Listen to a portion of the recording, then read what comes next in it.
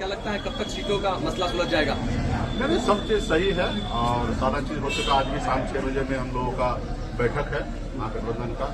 Internal सब हम लोग पॉलिसी पर बैठ गए हैं और कुछ ही घंटा में चुनाव आयोग भी राजमाचार संहिता लागू कर देंगे और कुछ ही घंटे में हम लोग भी प्रेस कॉन्फ्रेंस कर देंगे कि राज्य में कौन दल कितने लड़ रहे हैं, क्या पॉलिसी के साथ हम लोग मैदान में उतरेंगे।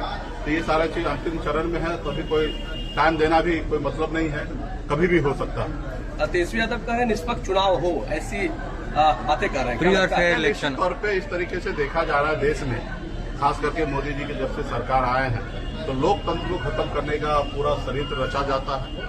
आज आप देख रहे हैं कि अनलीगल काम लीगल तरीके से पैसा बांटकर वोट लेने का प्रयास किया जा रहा है। तो ऐसे जगह पे चुनाव आयोग का दायित्व बनता है कि सही से चुनाव कराना, क्योंकि बाबा साहब भीमराव अम्बेडकर ने जनता को मालिक बनाया गया और जनता को मालिक इसलिए बनाया क्योंकि नेता जो है ना गड़बड़ कर सकता है और गड़बड़ करे तो उसको 5 साल में चयन करके अच्छा काम करे या बुरा कर रहे हैं उनको कुर्सी पर रखना है या उतारना है, ये जनता उसके लिए मालिक है। और ऐसे जगह पे अगर धांधली हो तो जनता का तो जो उद्देश्य है, संविधान का जो उद्देश्य है, वो कहीं न कहीं पूरा नहीं होगा।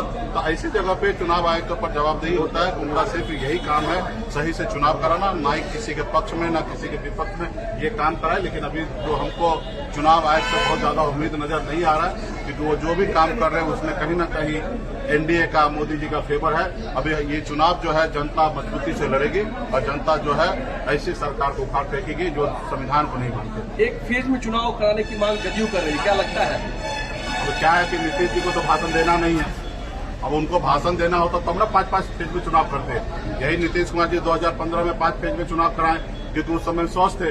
अब उनको मालूम है मैं अस्वस्थ हूँ, अब मैं कहीं पे जाके भाषण दे ही नहीं सकता, तो एक ही चरण में कर लो भाई। और जल्दी फिर से हमको दुल्हा बना दो, फिर से मुख्यमंत्री बनने का जल्दीबाजी। 20 साल हो गए, उनको कुर्सी आड़ भी लगाओ है। तो खैर वो बोल रहे हैं, अभी चुनाव आयोग को निर्णय लेने दीजिए क्या लेंगे।